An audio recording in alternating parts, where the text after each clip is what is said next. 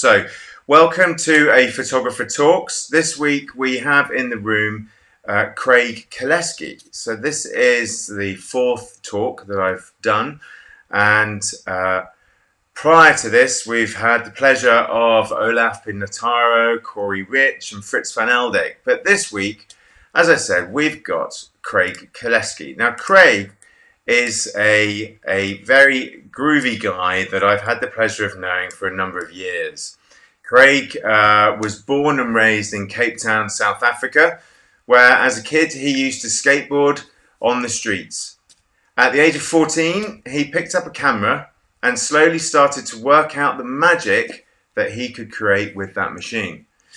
As time progressed, he became obsessed with action and adventure in his own life, and naturally this progressed into his photographic work, resulting in a trademark style of powerful, confident angles and striking lighting. Now, as I've mentioned, I've had the fortune to work with Craig on a number of occasions. Every one has been a pleasure and, importantly, a success. Modern day sees him do a little bit less skateboarding and far more mountain biking, a passion that both of us share. Although that's on a normal, whatever normal now is, life. COVID has definitely put a stop to that, and any form of a life really that he had before that. In fact, so much so that for 48 days in South Africa in his home in Cape Town, he hasn't actually been allowed out of the home. And it's only in the last couple of days he managed to acquire some permits to go and do some shoots. Now, this is quite a difficult thing to accept for an outdoor photographer. So he decided to bring his out in and has created a lockdown project that is definitely unprecedented. It's absolutely amazing, and he's succeeded in shooting 48 images, so one for every single day of lockdown, which we will come to and show as the interview, the talk, the discussion progresses. But for now, please join me in welcoming Craig Kolesky to your screens. There he is. There's the man. Craig Kolesky, live from Cape Town. Hello, sir. How are you doing? I'm very good, and you, Charlie? Good to chat to you again and to see you. Yeah, it's been a while. It has. It certainly has been a while. You're looking very well, apart from slightly big hair, like the rest of us. Yeah, we can't get haircuts and we can't buy underwear, and it's a bit rough, yeah, but we're surviving. So, yeah, we're just getting through every day as we can. That's good. Yeah, I can imagine. As I mentioned, 48 days. I think we here in the UK have been the same. Although we've been allowed out, you've been restricted to the four walls. So how have you coped mentally and generally?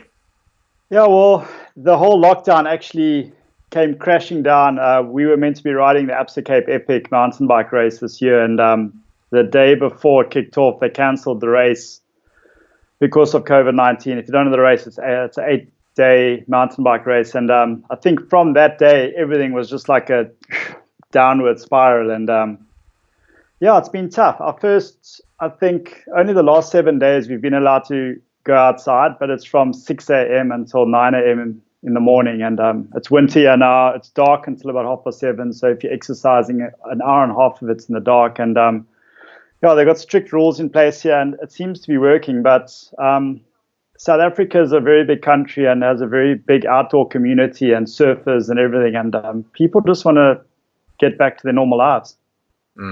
I can imagine that's going to be very, very difficult for people to accept. Have you had any inclination as to how long this would go on for from your government? I mean, obviously we're all getting different messages, but we can talk about it in a little bit more detail. Just for now, I think we haven't heard from our president or had actual news in about 2 weeks. But apparently, he's giving out a speech tonight. So we were in level 5. We're now in level 4 for about 10 days or so. So yeah, we'll have to wait till tonight and see what the results are going to be. Wow. Okay. Interesting. Well, I hope for your sake that you can get out on your mountain bike. Personally, I haven't been able to because one of my chain rings is in the post on the way to me somewhere. So I'm like you. If it makes you feel any better, we're both mountain bikeless currently. Yeah. Well, we're allowed to ride in the mornings, but none of our cycling stores are open. So we can't buy bicycle spares. We can only buy winter clothing. And as I said earlier, we can't even buy underwear because it doesn't fit into the winter category. That's hysterical. Yeah. Well, camo. That's it. No pants. Just go free. Go free instead. Yeah. Interesting. We're definitely interesting times. Well, look, we'll come back to COVID shortly. I'd like to discuss some of your pictures really and the talent behind the images. I asked you to share a few images that we can then share with people for viewing now or later.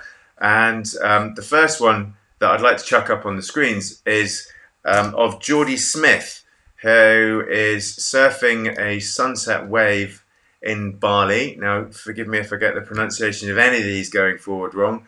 You said, I believe it was in Keramis Surf Spot.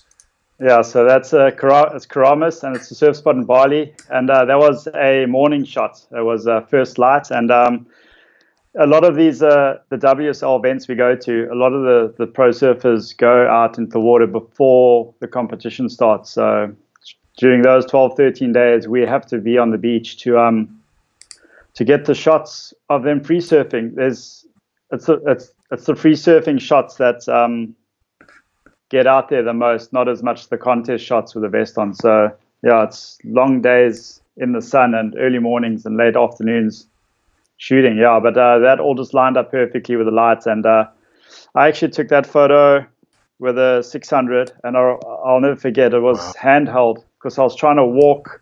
As he was surfing, I was trying to walk slightly just to position, just to get some more sun flare into the lens and to get that golden feeling.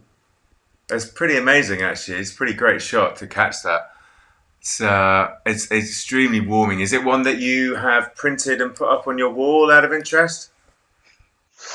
So I actually don't print a lot of photos. That's one of my 3 photos, and that's of me riding a bicycle. But geez, if I must print all the photos that I like, I wouldn't have any more space left in the house. So yeah, I print a lot of photos for friends, and I go to their houses and my prints up in their houses. So it's quite cool to visit mates, and I see my photos. I see mine all the time on my laptop. So yeah, it's I don't know, it's different for me, I guess. Yeah. Well, not everybody likes to put their stuff up. I personally put a few. Not too many. I remember I've heard varying comments from different people over the years. Martin Parr famously said that you should cover your walls in your own pictures, because if not yours, then why not, really? But it's definitely a personal preference. I completely agree. Yeah, but for sure. that one's definitely a nice one to have in a bedroom to wake up to, if you ask me. Definitely nice and warm. Yeah, that's nice and warm. Quite strong shot to kick off with. So the second one, this is definitely a technical piece of wizardry. I wouldn't have liked to have been the motocross guy here, who you say is Nick Dibbett, doing a hair-raising jump over the fast approaching Lake Glendel's plain. Now, I'd love you to just explain a little bit about this one. This is obviously a Red Bull project. Yes. And a death-defying one at that. Yeah, that was a very that shoot took about almost 2 years of planning, from safety crew to permits to finding the correct location where we could shoot that with not a lot of wind in a certain time of year when both athletes were available. And it was a crazy shoot. I think Nick jumped 3 times, and 2 of the jumps he was actually upside down over the plane exactly. There's a lot of things that can happen when the plane goes under, he then hits the ramp. So we had to time it perfectly that when he hit the ramp and was halfway through the rotation, the plane was actually underneath him. And I think about 200 meters down the runway, there's a guy with a flag. When the plane lined up with the guy with the flag, he dropped the flag, and Nick would go for the ramp. We tried to do radios, but there was so much noise from the plane and everything going on that they couldn't really hear on the radios what was going on. So we used the old school flag system, and Yeah, it was a good project, and unfortunately, Glenn passed away in a air show accident. I think it was a few months later, and that photo just sticks with me quite well because it was a good teamwork effort to get the whole image and moving images off the ground. And yeah, I actually recreated that image with Lego. So if you go into my Instagram, I recreated that shot with Lego as well. Oh, Yeah. he's giving the secret away. Well, everyone can go and see that afterwards, or we'll post it somewhere. Um, Yeah. just for the understanding of the shot, though, I mean, how from a perspective and kind of trickery of the eyes, is that plane? At what point in that picture is where is the plane? Is that plane directly kind of underneath, or is Okay, there a so 50-meter difference between the ramp effectively and the plane? so every shot I shot about, I think it was about 48 frames in the sequence because I actually did a sequence stitch as well. Yeah. And where Nick is in that position, I think 2 frames before, the plane is actually directly underneath him. So I chose the images where both were in focus. So I shot this all manual focus. I actually focused on the ramps, and I used the ramps and the landing as my focal line where Nick is and where the plane would be.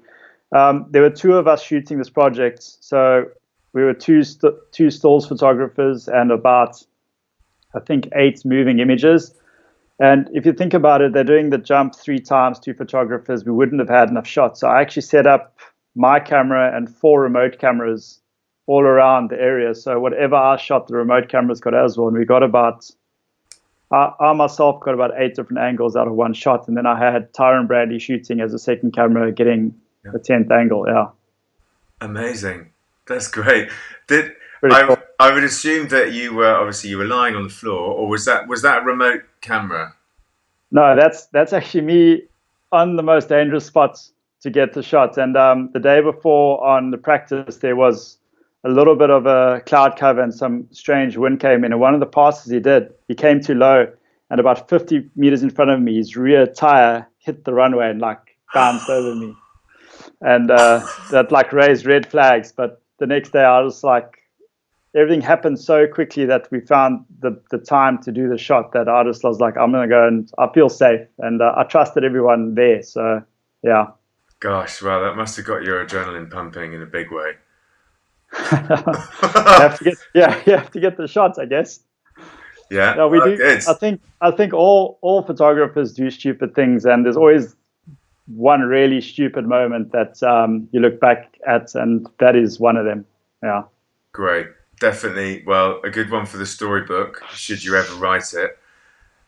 So long as you continue to live healthily to do so. Maybe do a few less of them, and a Yeah. few more maybe at the next shot, which is a bit less scary. So the next one is really beautiful actually. Big mountains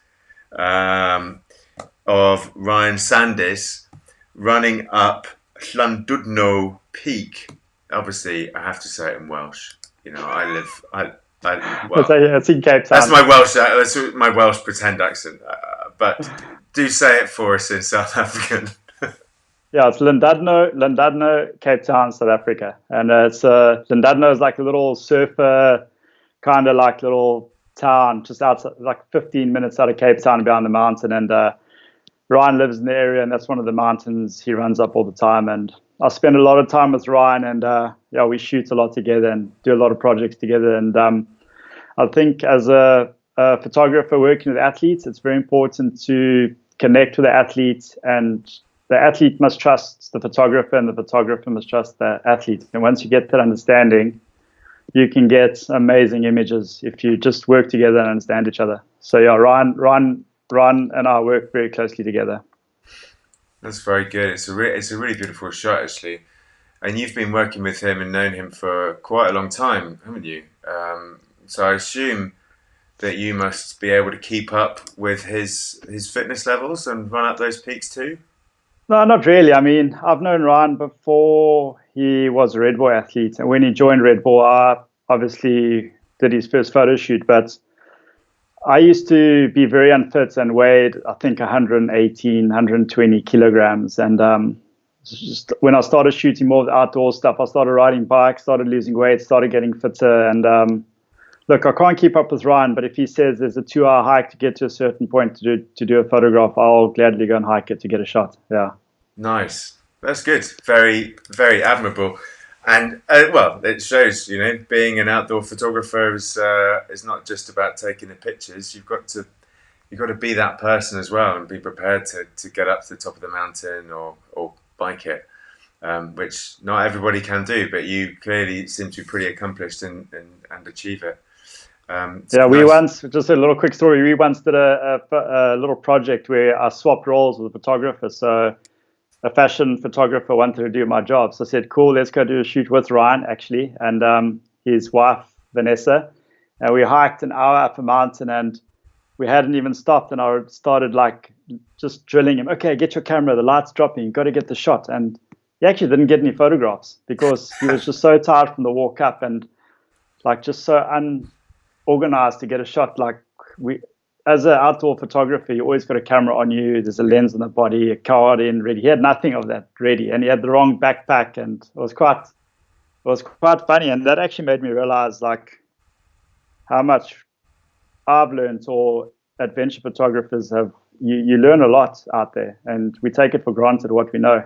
Yeah, that's very true. I mean, I would imagine this particular photographer was more used to being the studio person, or at least having someone stood next to him, passing him the camera with the card in it, ready to go. Whereas you're so accustomed to chucking the bag on the floor, pulling out whatever lens you need, and firing quickly. I mean, really, kind of quick, accessible kit and keeping fit is what it's all about. I mean, obviously the skills are hugely important, but as long as you keep that sword well polished, then really it's just about being there at the right time. And obviously you're accustomed to it, and he wasn't. So funny. Yeah. I mean, also you mentioned staying fit. I mean, I'm not the fittest, or I'm not an athlete, but I've made sure that every week on lockdown, I've spent at least 12 hours on an indoor trainer cycling. And now during lockdown, I've cycled every day just to make sure that once the lockdown is over and someone needs me to go and do something, I would have kept some sort of fitness from the lockdown, because I know there are guys out there for the last 48 days who have not done one bit of exercise, and they're going to feel it on their first job that they go out on. Yeah, definitely. That's it's quite a feat to keep yourself up fit and healthy during these sort of tricky times. You've got to have a lot of self-drive, a lot of self-motivation.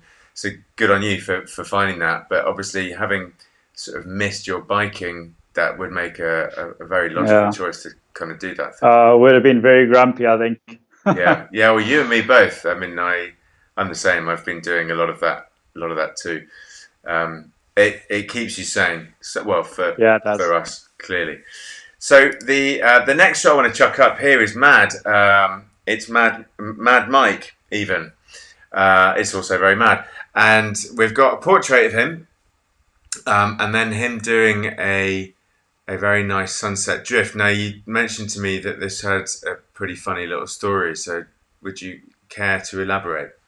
Yeah. So firstly, the portrait. Often I like shooting portraits through holes, or having nice depth of field and foreground. So that was a very cool portrait. That actually was a lucky shot. The guys were busy filming a sequence, and I just happened to be there when they put a blanket over him, and I was ducking down to get out of the way from the camera, and I saw the shot, and I got that very cool portrait. So, but if I can give any advice to other photographers, if you're on film shoots or any type of shoot, just always have a camera around with you with a lens. Normally, I have a 50mm with me just to get any portraiture or cool lifestyle stuff.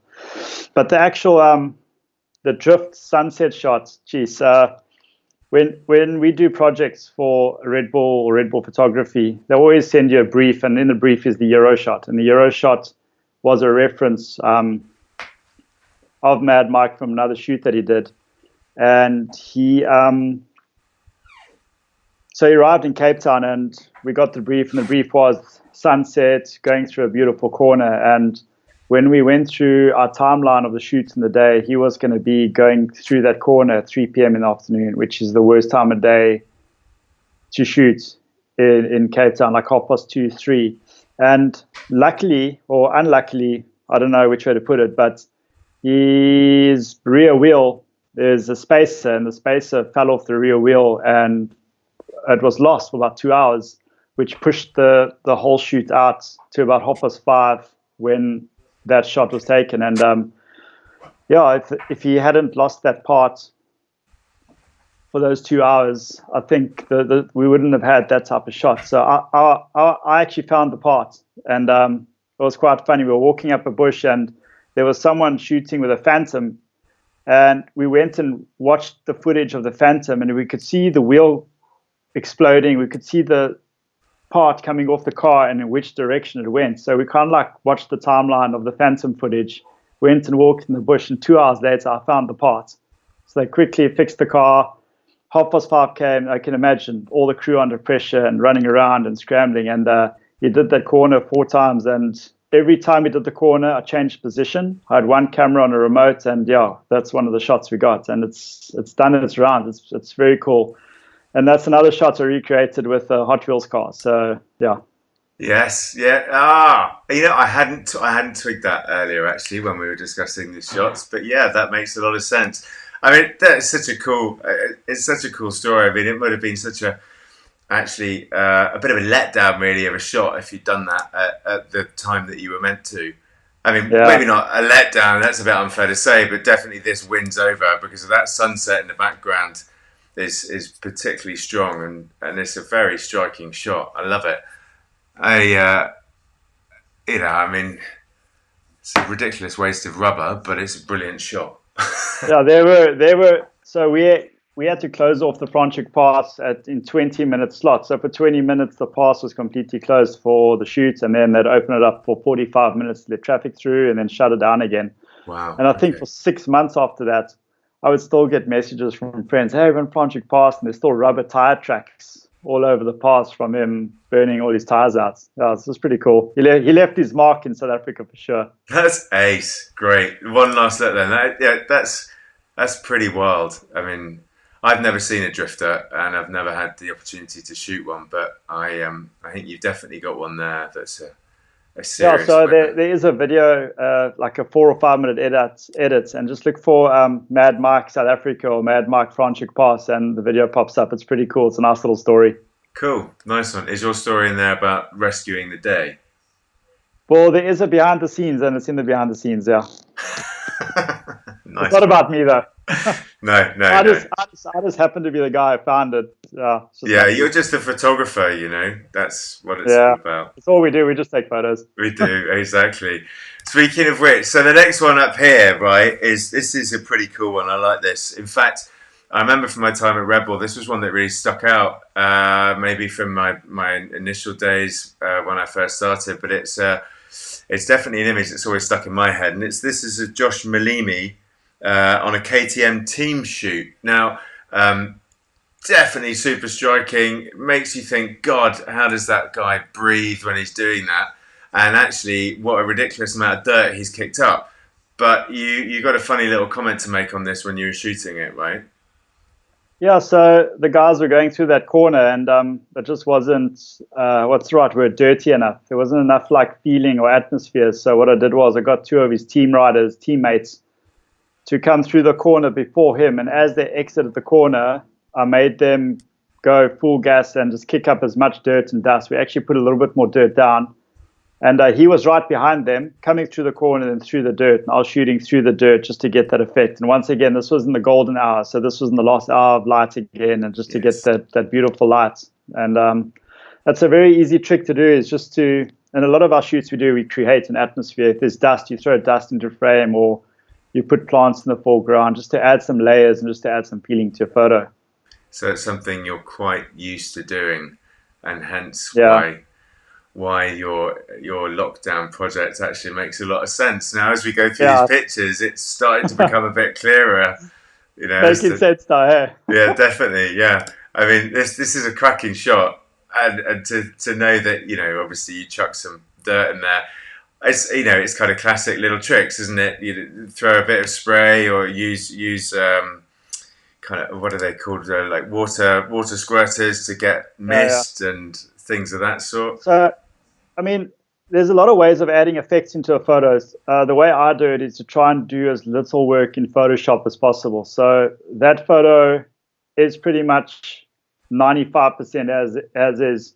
The only stuff I had to tweak in that photo, the motocross track was quite dirty. There was a lot of plastic around, and because we were like gunning for that golden hour light, there was like dirt on the side, and I just photoshopped the plastic bags out just to like keep the focus on the athlete. And Yeah. there's nothing like having this awesome photo and there's a plastic bag blowing in a tree on the side and it's bright yellow. It just detracts you. So Yeah, absolutely. there's a certain percentage of editing you should do to a photo and that you should not do. So you got to find that borderline of where it's too much. Yes. I think. Yeah. Well, keeping it looking striking, remove the distractions. But obviously, if you're doing it for news, genuine news, then don't go touching a thing, people. Yeah. But yeah, I mean, in this instance, there's a certain level of creativity that's allowed. Yeah, I mean, we did a for Heritage Day. We did a shot of Nick de Wit doing a Superman with a South African flag off his back, and I shot from a crane to get the height with flash and everything. And we sent it to the papers. They sent us email back. It was over a phone call. Sorry, we don't take Photoshop photographs, because it looked like we had placed him with all the light, and it looked like we'd placed him into a picture. And we're like, no, it's actually a real photograph. And yeah, they never ran the photo. They wouldn't believe us. See, that's the power of the behind the scenes, isn't it? Really? Yeah, that was a long time ago. That was I think that was even before Instagram. So yeah. Oh God, you are ahead of the curve there in a bit. Yeah. In a big way. Shake my age. Well, you don't look a day past 32. So, the last one we've got of your series, action shots of genuine, real action, shall we say, is of Simon Andreasen from Denmark, and you're shooting him in front of Franch Hook. Have I said that right? Well, it's the Franschhoek Pass is kind of like behind that mountain where it is, but that whole area is called Jonkers Hook. It's the Stellenbosch area. That's a whole mountain, similar mountain range to where we shot Mad Mike. So lots of big mountains, and yeah, it's purpose-built mountain bike trails around the area, and they build the trails over those rock features. And yeah, it was a very cool shoot with Simon. He comes out here every year for about 2 or 3 months to train. Obviously, the winters in Europe are a bit too cold, so a lot of the Europeans come to South Africa and they spend most of the season here to train and end up riding a lot of the stage races, including the Cape Epic. So it's always nice linking up with the Red Bull athletes, and yeah, I've got some cool friendships out of it. It's been great. Have you ridden with Simon at all? Well, I rode with him with a camera on my back, and it's a bit different. Yeah, and yeah. I haven't ridden with him, but I ride like on a shoot like that. I'll ride with the athletes with my camera gear. Yeah. If I can, yeah. And often hey, let us carry your camera bag. And I'm against athletes carrying my bags. I'd rather suffer through all the pain, and I find it as extra training to carry a bag on shoots myself. Yeah, well, yeah, that's good. Being stupid, I guess. Well, maybe I've personally once I've let an athlete carry my bag when I just couldn't make it. Was on a ski shoot and I just couldn't make it down this steep descent with snow that was up beyond my knees. I couldn't do it. So when I had 20 kilos of whatever it was on my back at the time, I'd been filming and shooting stills, and yeah, I had to give it to this guy because I just couldn't do it. But otherwise, I know exactly what you mean. If he's got your back, how on earth are you meant to take a picture of him? So exactly, yeah, you need your camera with you for sure. Yeah, quite. Be ready. It's like a good Boy Scout trick. Always be ready. Yeah. Always be ready. Always have a camera ready with a lens on and a card in. Always. Absolutely, yeah. Well, and a charged battery. Yes, and preferably another one in the pocket if possible.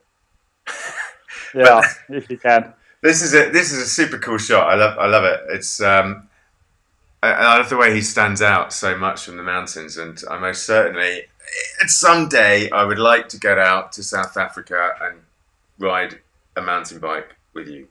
Yeah, it'll be fun. We will Yeah, do you it. say you mentioned there sticking out. A lot of the time, we plan the outfits the guys wear according to what the background is, so they stick out a bit more. So, change of kit.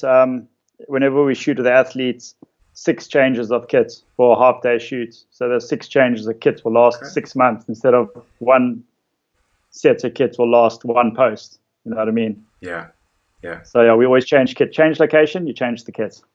that's Easy. good. And then you get fresh content. Exactly, all the time. That's your mantra. Change kit, Yeah. change location, fresh content. It's all, and it's different with like skaters. Just change the t-shirts because they always wear the same shoes and pants, whatever, for months. So just grab a couple of t-shirts and yeah, it depends where you're shooting, but a lot of guys, you can work the system out. Yeah. No, that's good. Not now though. Not with pants. Maybe they'd go without pants right now. No, well, no underpants in South Africa. So, look, I think that's a perfect opportunity to sling ourselves over to your lockdown project, which you said you haven't given a name, but you've alluded to and you've given a few clues as to what some of the pictures are. So the first one I'm going to chuck up on screen. Well, actually, no. Before I put any up on the screen, can you give us a little indication as sort of what your inspiration behind this was? So it was the day before lockdown. We were explaining to our 7-year-old about the lockdown and not going out, and that I won't be able to shoot. And he's like, "Well, you can shoot my toy." He goes, "Well, Dad, you can shoot my toys." And I was like, "Oh, like shooting toys? I've never ever thought of shooting toys." And the first shot was the dinosaur, but I added all the effects in, posted it online, and the response was pretty cool. So I just said to him, "Cool, we'll shoot a toy shot every single day of lockdown," which was only meant to be 21 days, and now we're on 48, and we're still going. So yeah, and it's been cool. We've been on the news, and yeah, it's been strange. I've actually picked up a few toy clients as well, so I'm shooting a few toys for clients as well. That I can fully believe, especially considering the realm, the wealth rather of what you've got and what you've covered here. So look, the first one I'm going to put up is is Star Wars coffee time. I think possibly the best description. What's going on here? I think I posted that and said even a stormtrooper needs a break or something. And yeah, if you look at the stormtroopers, they're always running around fighting and shooting, and you never actually see anyone eating or drinking coffee. So I thought it'd be like quite a contrast to like have them sitting down, having a cup of coffee, and the steam in the shot is actually real as well. I didn't know how to do the steam in the photo, and Kobe actually brought a incense that you burn. Yeah, yeah. Yeah, we burnt incense and we put it underneath, pulled it out quickly, and took the photos. And the steam came out of the cups, and we did it until we got the perfect shot. No way. That's very good. There's a secret right there. Yeah, That's fantastic. I was thinking, how do you do that? Dry ice. But where do you get dry ice?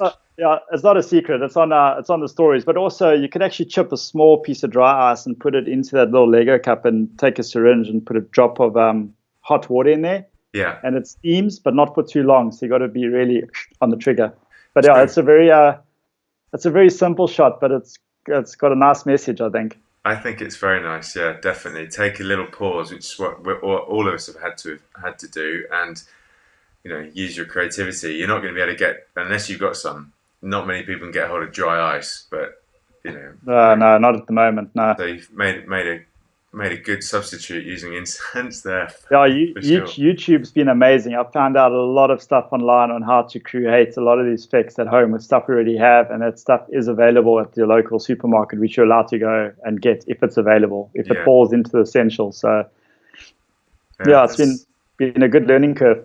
I can imagine. Yeah, well, definitely by looking at them all here. I mean, the next one I'm putting up is clearly a self-portrait.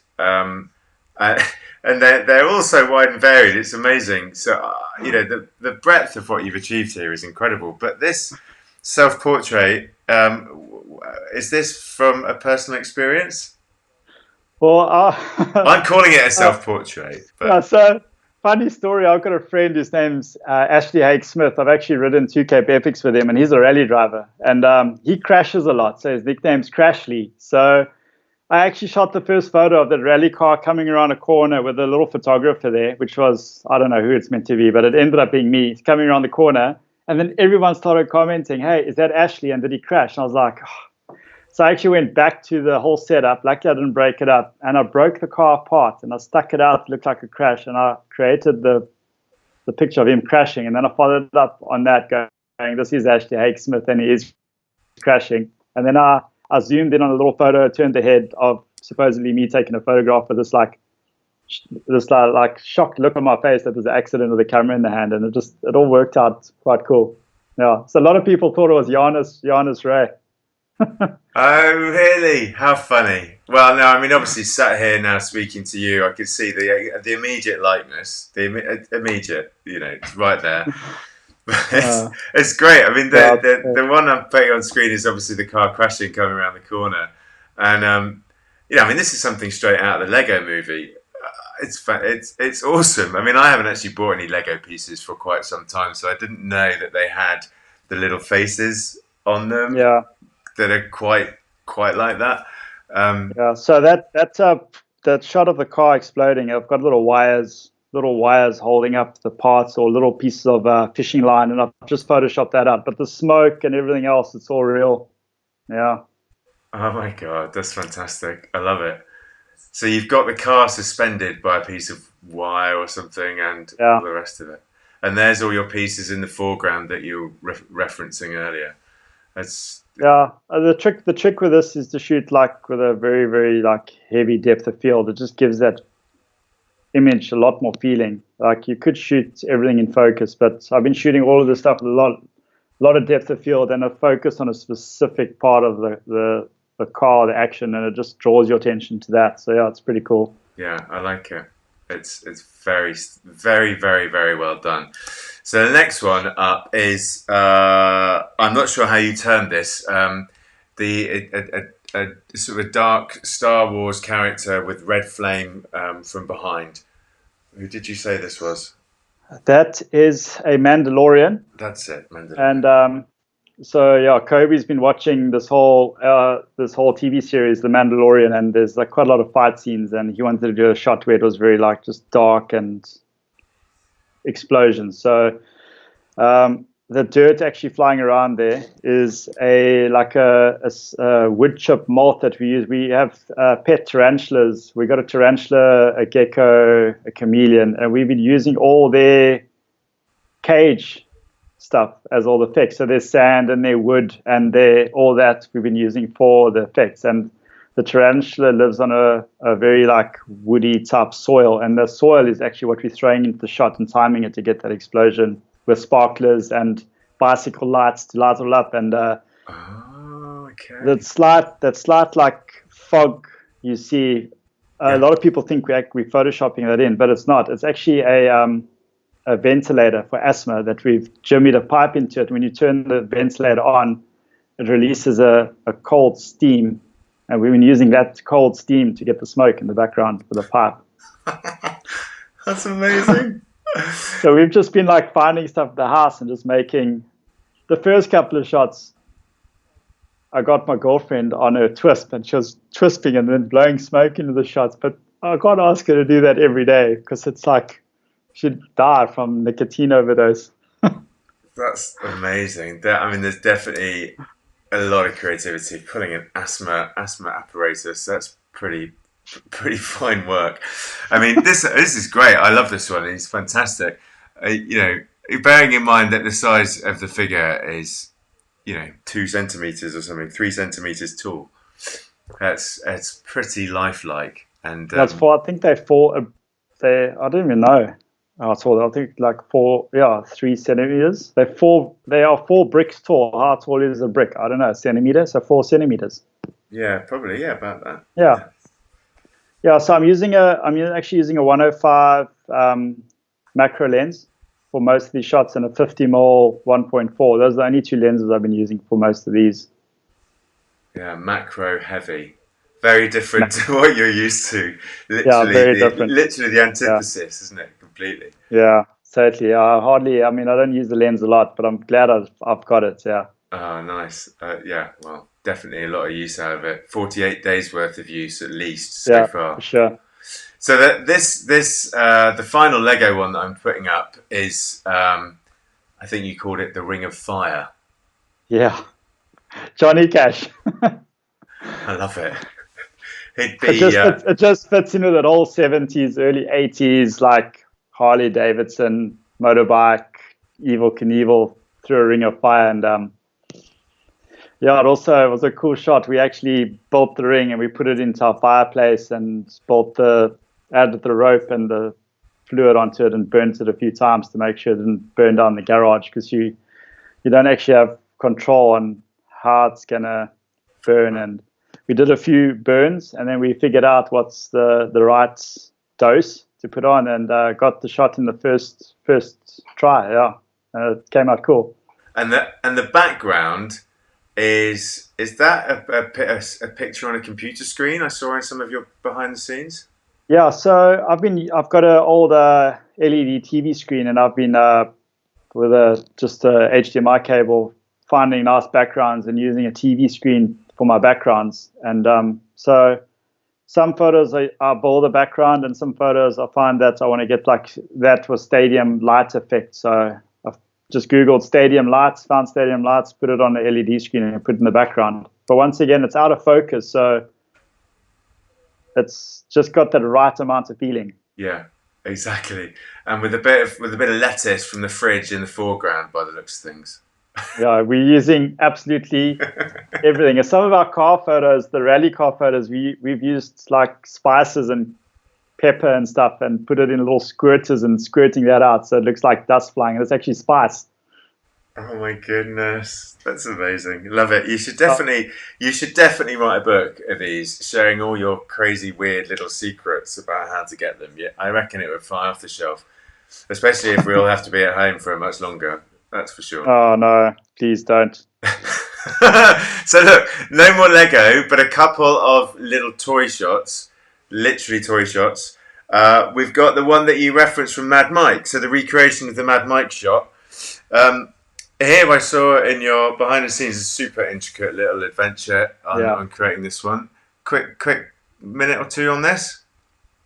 So yeah, we made the road from black paper. I used chalk to create the lines. I printed a guardrail off. I found a picture of a guardrail and then printed that and then stuck it to cardboard, cut it out, and then the little arrows, the warning arrows for the corner, printed that online and stuck it through cardboard, raised it all up so I could still fit the background in, and once again used all the sand and the plants and everything from Kobe's tarantula and gecko and lizard enclosures.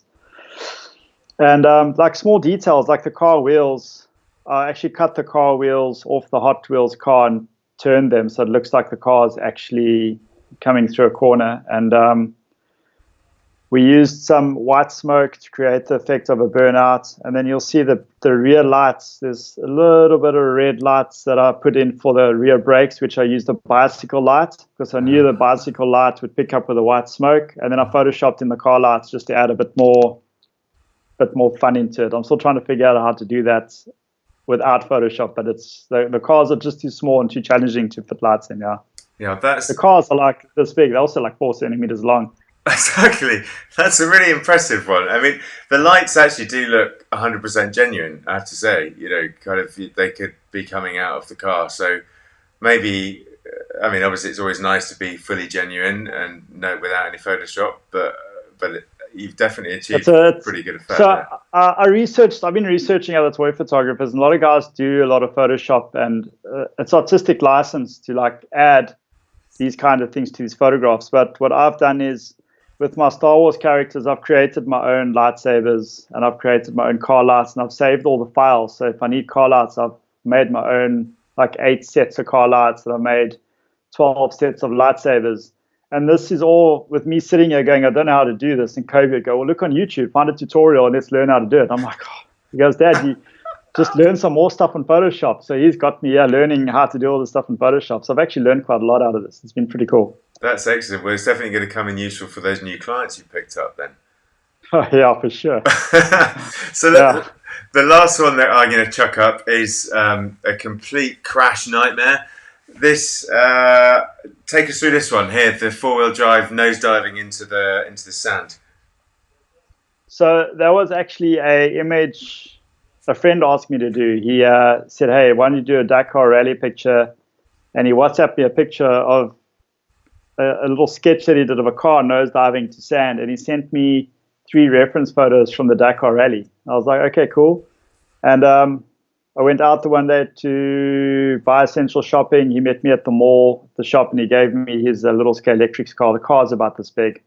And I set the whole thing up with, once again, all the stuff from Kobe's pets enclosures, sand, little tree, the dead trees in the background are off a dead tree in the garden over here, which I snipped off and cut to make look like miniature trees. And the background, I just Googled Dakar Rally landscapes and found some landscape photos online and used it as the background. And once again, also just throwing the sand in and timing it to look like the explosion's actually there.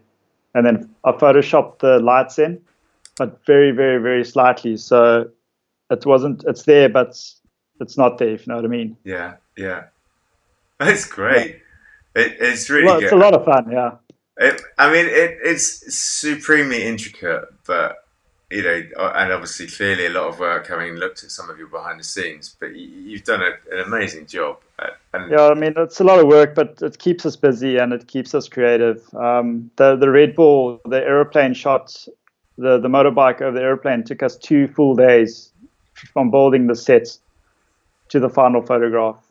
Yeah, so that's cool, and it keeps us busy, and it definitely, like on this lockdown, I've actually started working again now, and I think if I hadn't been doing these photo shoots and I had to go shoot for my client yesterday, I would be so rusty. It would have taken me double the time to warm up to get into flow to shoot. And I arrived yesterday.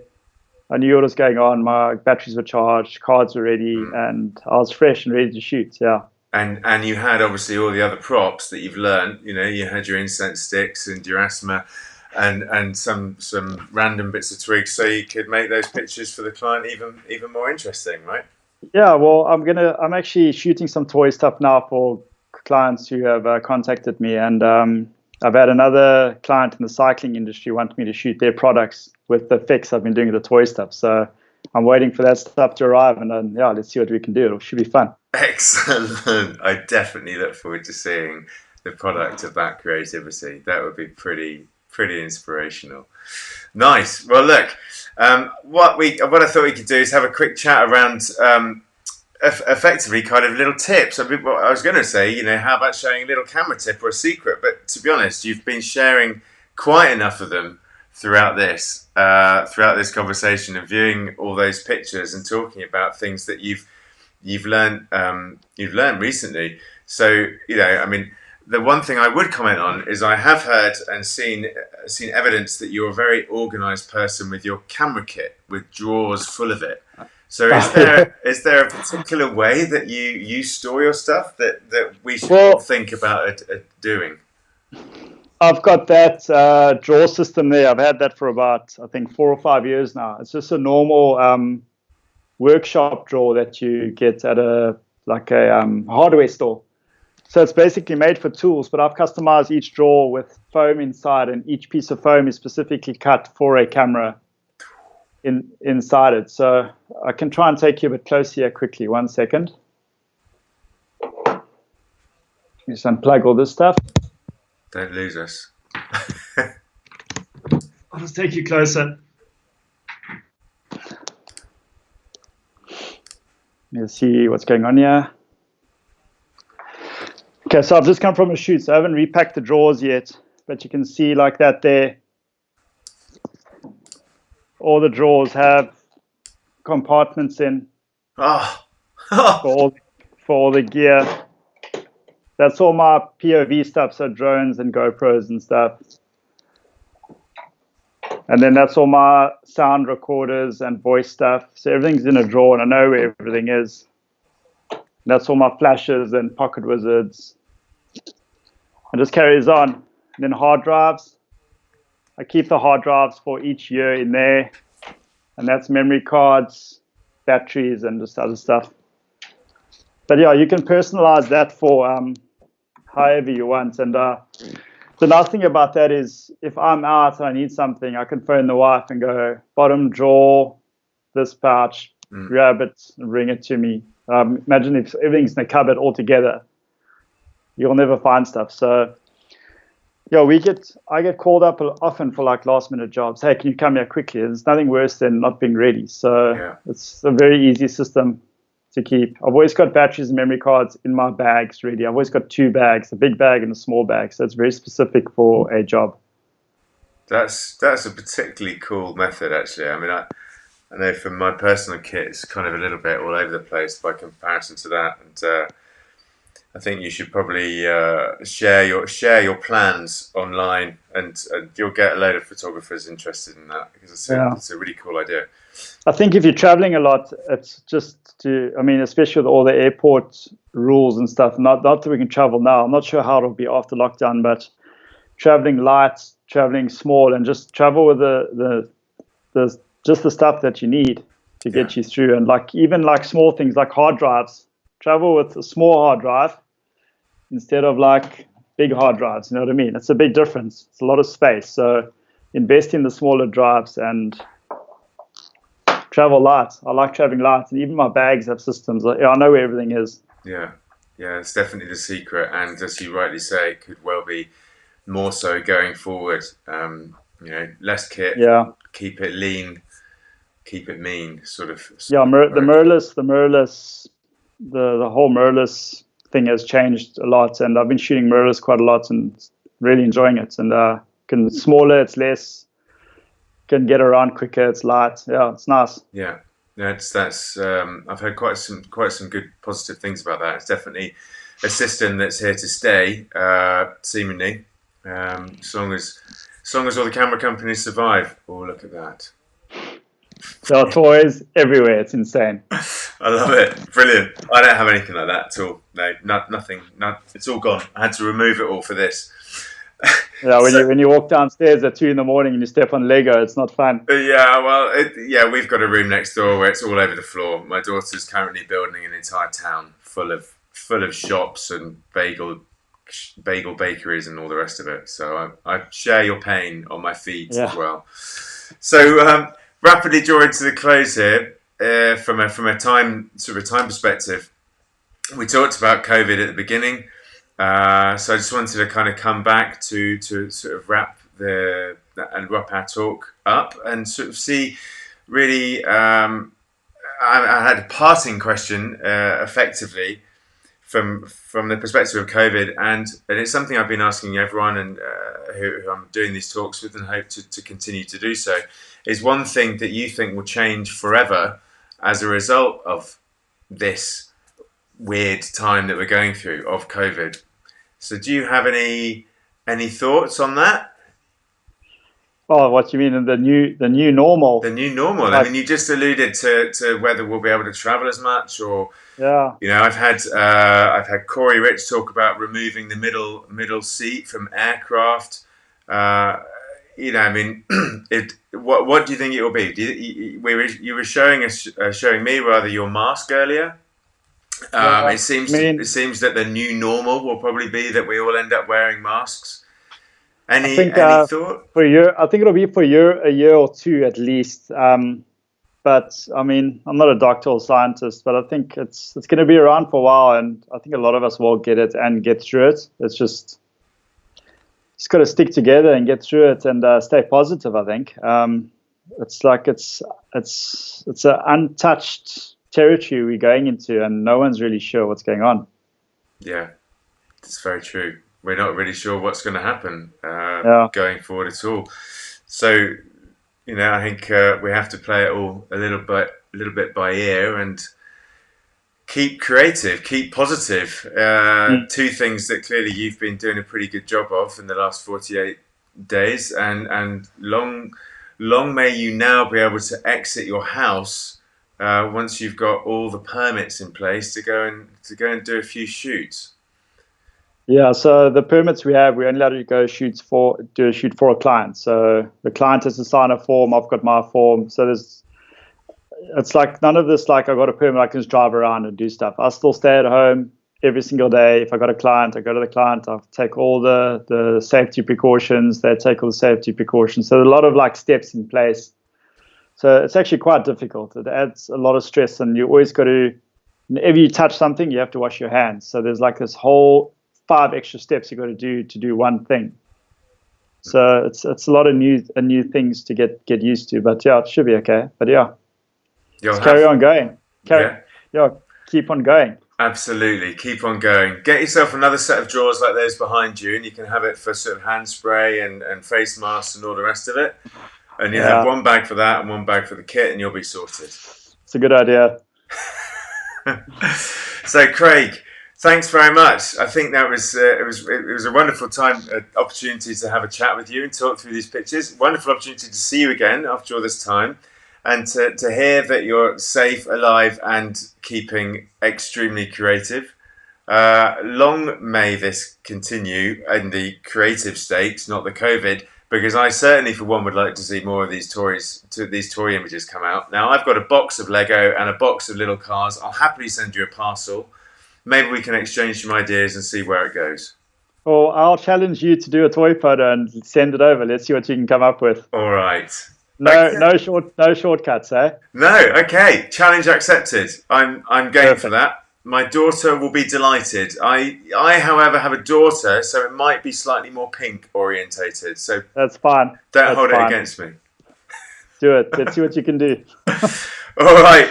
Well, look, thanks very much. Take care of yourself down in Cape Town. Stay creative, stay healthy, and stay in touch. Thank you so much. We'll chat soon. All the best. Cheers. Take care for now. Yes.